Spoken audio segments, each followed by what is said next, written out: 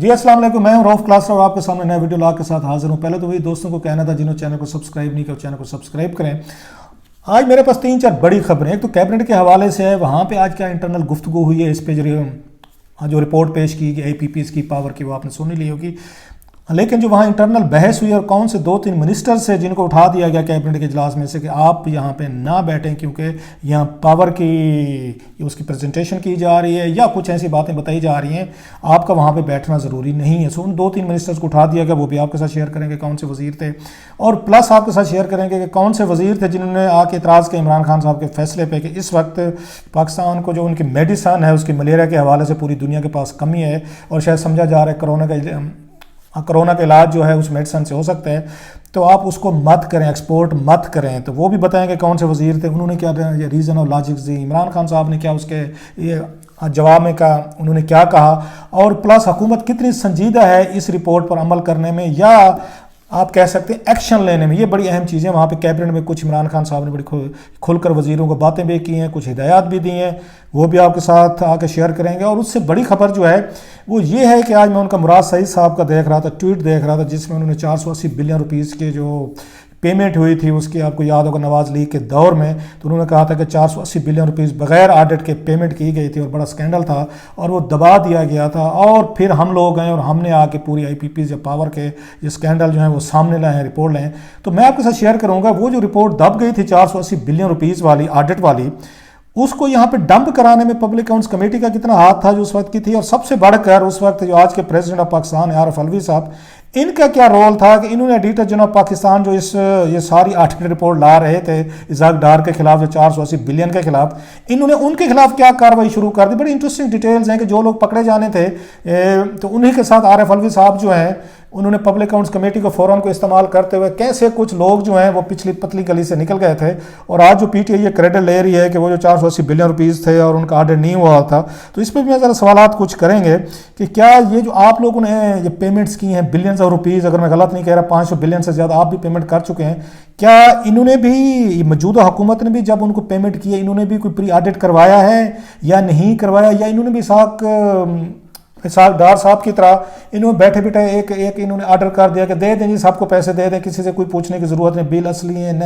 نقلی ہیں جعلی ہیں فوٹو کاپیاں ہیں۔ سو اس پہ بھی کچھ سوالات کریں گے، اور صاحب میں پوچھیں گے نیب جو ہے یہ جو انہوں نے بھڑک ماری ہے کہ جناب ہم ویٹ اور اس کی شوگر اسکینڈل پہ ہم بڑا ایکشن لیں گے، آنکھیں بند کر کے نہیں رہ سکتے، اس میں کتنی حقیقت ہے اور کتنا اس میں ہے، یہ 3-4 یہ چیزیں میں کوشش کروں گا ان کو جلدی سے میں ریپ اپ کر کے آپ کے ساتھ انفارمیشن ہے ساری، موسٹلی میرا اس میں انالیسس کم ہی ہوگا۔ تو اس کو کیبنٹ سے شروع کرتے ہیں۔ کیبنٹ میں جو آج جو بڑا ایجنڈا تھا وہ یہی تھا کہ اسد عمر صاحب جو ہیں اس وقت انرجی ٹاسک دیکھ رہے ہیں وہی ایکٹیو تھے، انہوں نے رپورٹ پیش کی اور انہوں نے سارا بتایا کہ ہم کیسے ساری چیزیں سامنے آئی ہیں، وہ آپ نے دیکھ لی ہوں گی، اور اس کا فیصلہ کیا کہ اس کو پبلک کرا ہے۔ پبلک کیا ہونی تھی وہ آلریڈی لیک ہو چکی ہے، اور میرا ارشد شریف صاحب نے بڑے اچھے طریقے سے پروگراموں میں اس کو پیش بھی کیا ہے۔ اس کے بعد اب حکومت کیا اس کو اگر لوگوں کے سامنے دکھائے گی یا کرے گی، اب اس کا فرنسک آڈٹ وغیرہ کمیشن وغیرہ بنانے کی انہوں نے بات کی ہے، لیکن 1-2 چیزیں بڑی اس میں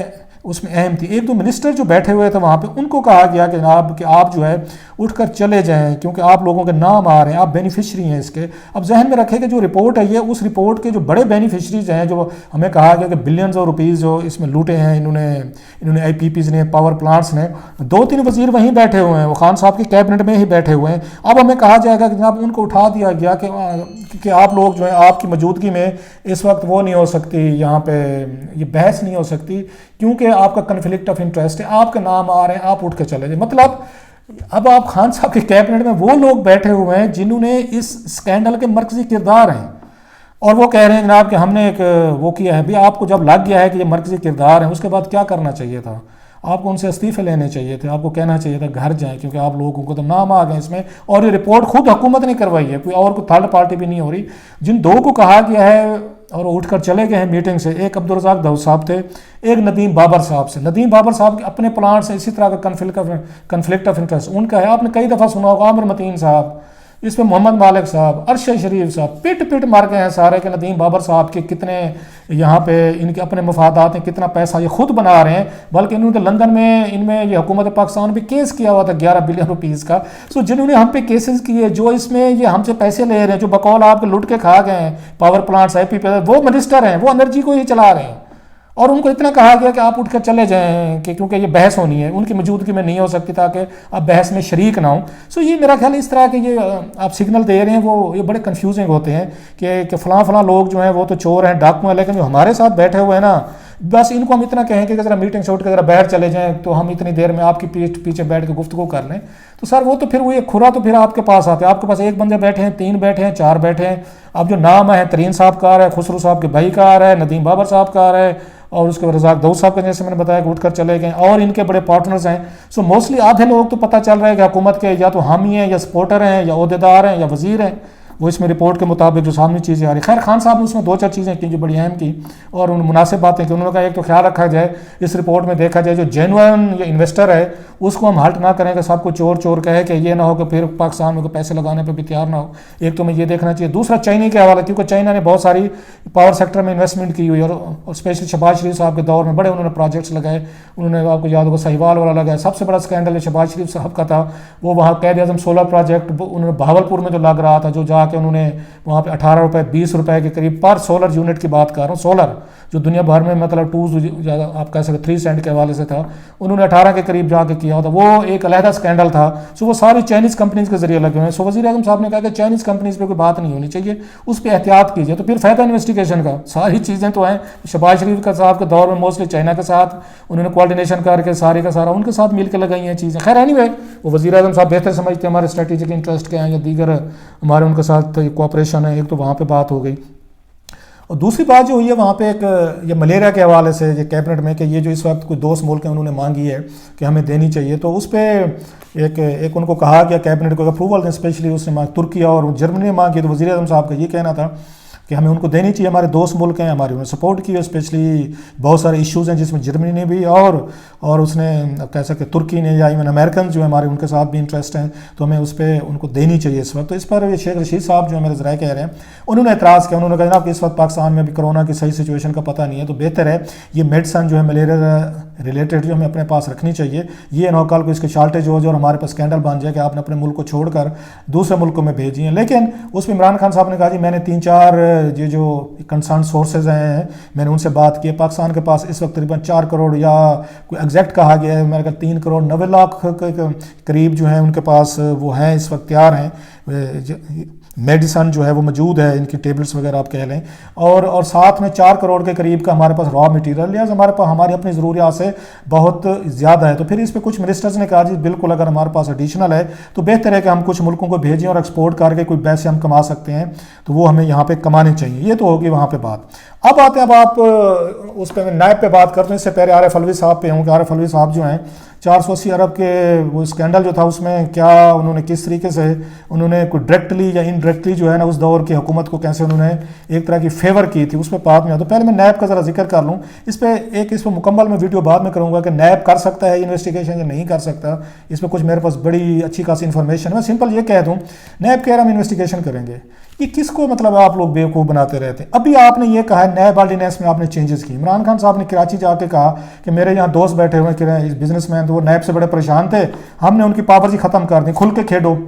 اس کے بعد یہی بزنس مین ہے جن کے خلاف اب آپ یہ جا رہے ہیں تحقیقات کرنے. عمران خان صاحب سے ملے، انہوں نے کہا جناب یہ تو ہو نہیں سکتا، اگر آپ نیب تحقیقات کرے گا تو کام ہی نہیں چل سکتا. بیوروکریسی نے کہا جی اگر آپ نے ہمارے خلاف کارروائی کی تو یہاں پہ کوئی بندہ کام کرنے کو تیار نہیں، فائل کو ہاتھ نہیں لگاتا. اس کے بعد یہی بندے آپ کو یاد ہوگا چیف آف آرمی اسٹاف صاحب سے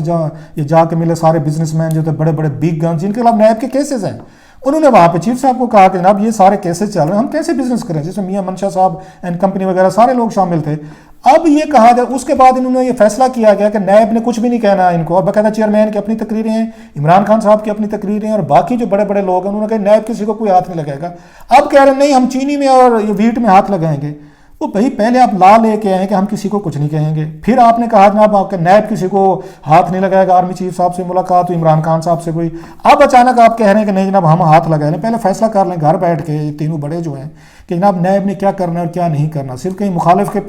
یہ پیچھے چھوڑنا ہے تو اور بات ہے، کسی کو پکڑنا ہے، کسی ایک دو بندوں کو ایکٹیو کر دیا جائے تو یہ اور چیز، ادروائز تو آپ فیصلے کر چکے ہیں. سو یہ آئی واش ہے وہ تو، بلکہ یہ باتیں ہونا شروع ہو گئی ہیں کہ جناب جس کو کلین چٹ دینی ہے وہ نیب کے پاس کیس بھیج دیا جاتا ہے، وہ کچھ دنوں بعد کلین چٹ کر کے فارغ ہو جاتا ہے. خیر اس پہ میں علیحدہ بلاگ کروں گا کہ نیب جو ہے یہ کیا اس کی انویسٹیگیشن کر سکتا ہے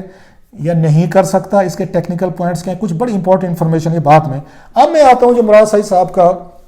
آج ان کا یہ ٹویٹ تھا، میرے کہ مراد سعید صاحب کو شاید یاد نہ ہو کیونکہ میں پبلک اکاؤنٹس کمیٹی کو خود بڑا ریگولر کرتا رہا ہوں، کہ یہ جو اس کی آڈٹ رپورٹ تھی 480 بلین کی، وہ مجھے اس لیے یاد ہے کہ وہ میں نے بریک کی ہوئی اپنے ٹی وی پروگرام میں، اس وقت میں دنیا ٹی وی میں تھا، تو وہ میں نے بریک کی تھی اسٹوری جو ہے، اس میں 2013-14 کی بات ہے کہ جب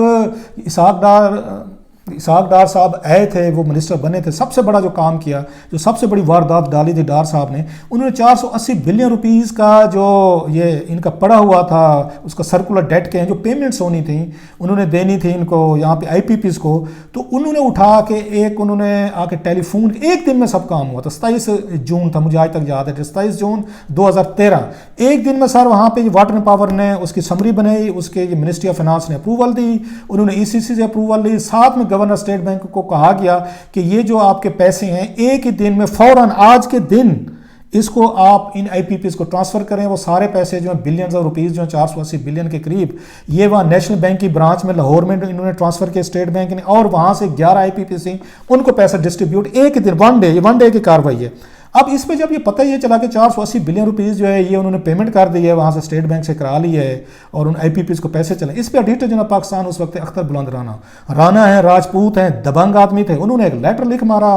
اس کو، گورنر اسٹیٹ بینک کو لکھا، انہوں نے کہا جناب کہ ہاؤ ڈیڈ یو ڈیئر، یہ آپ نے کیسے کیا، یہ تو آپ کر ہی نہیں سکتے، پیمنٹ ہو ہی نہیں سکتی تھی، کیونکہ ریزن یہ ہے کہ اس کا پروسیس یہ تھا، آپ نے اگر IPPs یا کسی کو بھی اگر آپ نے کنسولیڈیٹڈ فنڈ سے پیمنٹ کرنی ہو کسی کو بڑی اماؤنٹ، تو آپ کرتے یہ ہیں کہ آپ ایک اس کا پہلے پری آڈٹ ہوتا ہے، اس کے بلز دیکھے جاتے ہیں کہ کتنے آپ نے وہاں پہ ان کو سروسز دی ہیں، اس کے بدلے کتنا بل آیا ہے، اس کو ویریفائی کیا جاتا ہے۔ جب یہ آڈیٹر جناب پاکستان یا اکاؤنٹنٹ جناب پاکستان کر لیتا ہے، وہ پھر ان کو ریکویسٹ کرتے ہیں اسٹیٹ بینک آف پاکستان کو کہ ہم نے فلاں پارٹی کا پری آڈٹ کر لیا ہے، اب ہمیں اتنے بلین روپیز ہمارے آپ ڈسپوزل پہ دیں، ہم نے ان کو چیک دینا ہے، وہ پھر اکاؤنٹنٹ جنرل پاکستان کے اکاؤنٹ میں پیسے ڈالتے ہیں، یہ یہاں سے چیک لکھتے ہیں اور وہ ان پارٹیز کو جاتا ہے۔ انہوں نے سارا پروسیس الٹ کر دیا اسحاق ڈار صاحب نے، کوئی پری آڈٹ نہیں ہونے دیا، کوئی اس میں انہیں اکاؤنٹنٹ جنرل پاکستان کو انوالو نہیں کیا، کوئی انہوں نے ڈائریکٹ اسٹیٹ بینک سے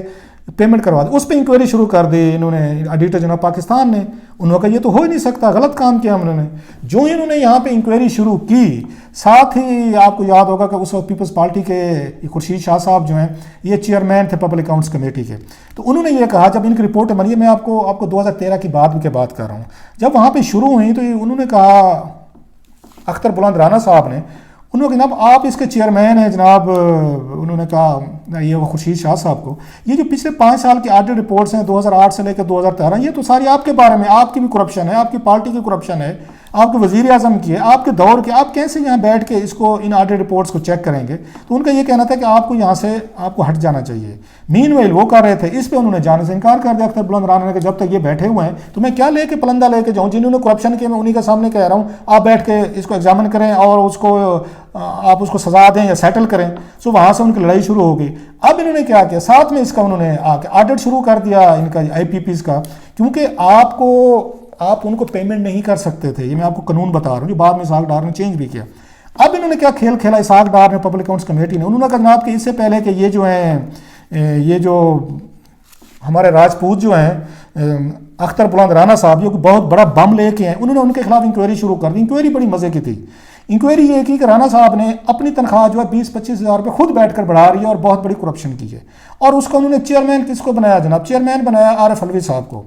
کہ آپ انکوائری کریں، تاکہ PTI کا بندہ نا کسی کو شک بھی نہیں پڑے گا کہ اس وقت اپوزیشن میں تھے۔ اور ویسے ان کی بہادری کی میں بتا دوں عارف الوی صاحب کی، میں گواہ ہوں اس کا، کہ ایک دن پبلک اکاؤنٹس کمیٹی کی میٹنگ ہو رہی تھی، ممبر تھے ویسے بڑے انٹیلیجنٹ تھے، اچھے سوالات بھی اٹھاتے تھے، لیکن بہادر نہیں تھے، اسٹینڈ نہیں لیتے، کوئی دبکا جو دیتا تھا نا تھوڑا سا دب جاتے تھے، یہ میں نے خود دیکھا ہے 2-3 دفعہ ان کو رانا تنویر صاحب نے میرا خیال وہاں سے دیا، ان کو دبکا دیا، روہیل اسکر صاحب تھے انہوں نے PSC میں دیا، انہوں نے کسی حمزہ شہباز کی اور اس سلمان کی بات کی، کچھ ان پہ کوئی انہوں نے کوئی بات کرنے کی کوشش کی، تو ادھر سے انہوں نے دبکا دیا ایک، انہوں نے کہا جی اگر آپ نے یہ پھر بات کی تو پھر اچھا نہیں ہوگا، ہم آپ کی بھی لیڈر کے یہاں پہ بیٹھ کے چیزیں پھر یہ بتائیں گے، تو فوری طور پر انہوں نے معافی مانگ لی تھی، نہیں آئی ایم سوری، یہ پاناما کے دنوں کی بات ہے۔ اس دن مجھے پتہ چلا تھا کہ عارف الوی صاحب کے ان کے تلوں میں تیل نہیں ہے تو یہ سٹینڈ نہیں لے سکتے، فوراً ڈر گئے تھے اسی وقت، یہ میٹنگ میں سب کے سامنے ہوا، میں آپ کو نہیں بتا رہا۔ سو وہ ایک اندر سے اتنے بہادر نہیں ہے کہ کھڑے ہوتے اپنے کنوکشن پہ، نہیں میں نے یہ بات کی وہ ٹھیک بات کی، جو آپ نے میرا کرنا ہے کر لیں۔ تو اس دن مجھے احساس ہوا کہ نہیں بات نہیں بنی۔ خیر انہوں نے ان کو بنا دیا چیئرمین بنا دیا کمیٹی کا کہ آپ اختر بلند رانا صاحب کی کرپشن جو ہے نا ڈھونڈیں، उन्होंने 25,000 रुपये या 30,000 रुपये करप्शन ढूंढने की इन्होंने अपनी तनख्वाह बढ़ा ली है, और उसको बुनियाद बनाया कि इन्होंने जनाब एक रेफरेंस फाइल करवाया वहाँ सुप्रीम कोर्ट ऑफ पाकिस्तान में, कि वहाँ पे उन्होंने कहा जनाब इनको डिस्क्वालीफाई किया जाए राना साहब को। वैसे वहाँ सुप्रीम जुडिशल काउंसिल में दर्जनों वो पड़े हुए थे, उस पर ये क्या कहते हैं, ये रेफरेंसेस पड़े हुए थे, लेकिन सबको छोड़ के फौरी तौर पर इनको पिक कर लिया गया इसी रेफरेंस को, और कुछ दिनों बाद अख्तर बुलंद राना साहब को बाकायदा डिसमिस कर दिया गया। और डिसमिसल पे भी बात नहीं ख़त्म हुई, बाद में हमने देखा कि उनको जाके वहाँ से चौधरी निसार अली खान साहब नाराज़ हो गए थे, आपको पता है वो अपने दौर में वो भी जब पावर में वो संभाले नहीं जाते, उन्होंने उन पर ये मुकदमा करवा दिया कि जनाब इन्होंने डबल नेशनलिटी अपनी छुपाई थी, और लंबा एक प्रोसेस करवा के उनको सज़ा भी दिलवाई। कसूर क्या था अख्तर बुलंद राना साहब का कि वो इसहाक डार साहब के 480 बिलियन रुपीज़ का ऑडिट करवा रहे थे, और ऑडिट में से क्या चीज़ें निकली जनाब कि उन्होंने तकरीबन 190 बिलियन रुपीज़ की रेगुलेटरी बताई कि 400 बिलियन में से तकरीबन इन्होंने 200 रुपए के करीब जाके गलत पेमेंट्स करवाई हुई थी, और इन्होंने गलत लोगों को पैसे थे, इवन फोटो कॉपीज़ पे इन्होंने उनको पेमेंट्स की हुई थी। इवन जो सूद थे उन्होंने हमारे पाकिस्तान ने जुर्माने किए हुए थे IPPs पे, इन्होंने वो जुर्माने माफ़ कर दिए, वो तकरीबन 22 रुपए के थे, और जो जुर्माने हमने देने थे उनके सूद देना था कंपनीज़ को, वो पेमेंट कर दी। आप अंदाज़ा करें जो उन्होंने हमारे पैसे देने थे वो माफ़ कर दिए डार साहब के दौर में या इन्होंने, और जो हमारे जुर्माने थे माफ़ हो गए, जो उनके थे उनको पेमेंट कर दी गई। सो फोटो कापी से कोई चेक बैलेंस नहीं था। सो जनाब इसके बावजूद अख्तर बुलंद राना वो रिपोर्ट लेके और उसकी सज़ा उन्होंने ये भुगती कि उनको जनाब अलवी साहब ने मिल के उनको PSC के साथ, खुर्शीद शाह साहब और नवाज लीग के साथ उनके रेफरेंसेस भेजे कि रादर दैन उनका दिफा करते, उनको हेल्प करते, उन्होंने उनको डिस्क्वालीफाई करवाया। 480 बिलियन रुपीज़ की वही बाद में हमने देखा जनाब उसी PSC में जिसमें अलवी साहब और बाकी उसमें PTI के लोग थे, इन्होंने उनको सेटल किया। सर ये सारा वो है जो मेरे दोस्त मुराद सईद जो है ना, ज़रा कभी डांग जो है ना अपने भी उसमें फेर लिया करें कि जनाब आपकी कैबिनेट में वही वजीर बैठे हैं जिनके नाम रिपोर्ट में आए कि पैसे बनाए हैं माल IPPs में, आपके भी वही इस वक्त सदर पाकिस्तान है जिन्होंने 480 बिलियन जिसका आपने हवाला दिया है वो उनको बचाने में वो पेश थे। सो वो मॉरल ऑफ द स्टोरी का सर आप सब एक जैसे हैं कि वक्ती तौर पर आप लोग ये दबाव में आके क्रेडिट लेने की कोशिश ज़रूर करते हैं। अभी जैसे मैंने कहा आपके अपने बंदे बैठे हैं, आज उनमें से कितने वजीरों ने कहा है कैबिनेट में, ये मुराद सईद साहब कह देते कि भाई साहब इनकी छुट्टी करें, इनको यहाँ से ये इनको नहीं बैठना चाहिए कैबिनेट में और इनको इस्तीफे देने चाहिए, किसी को जरूरत नहीं हुई। ऐसे अलवी साहब से कोई नहीं पूछेंगे भाई साहब आपने कैसे ऑडिटर जनरल पाकिस्तान जो है 20-25 हज़ार रुपये की खातिर, जो उन्होंने कहा था कि मेरे एक लीगल राइट था 25,000 रुपये तनख्वाह बनाना क्योंकि फेडरल सेक्रेटरी के बराबर में सैलरी बनती थी। सो उस वक्त आपने ऑडिटर जनरल पाकिस्तान भी उड़वा दिए, आपने 480 बिलियन की पेमेंट्स भी होने दी। ये अलवी साहब की बता रहा हूँ, PTI के दौर की बताओ, आज आप क्रेडिट भी ले रहे हैं, उस वक्त भी आप सच्चे थे कि जनाब आप उस वक्त करप्शन के खिलाफ लड़े थे, जब आपके अपने लोग आज उसमें फंस गए हैं, अपने वजीर हैं, अपने लोग हैं, आज भी आप सच्चे हैं जनाब। हर दौर में हर हुक्मरान जो पावर में बैठता है ना सर, वो सच्चा होता है सर, वो झूठा हो ही नहीं सकता।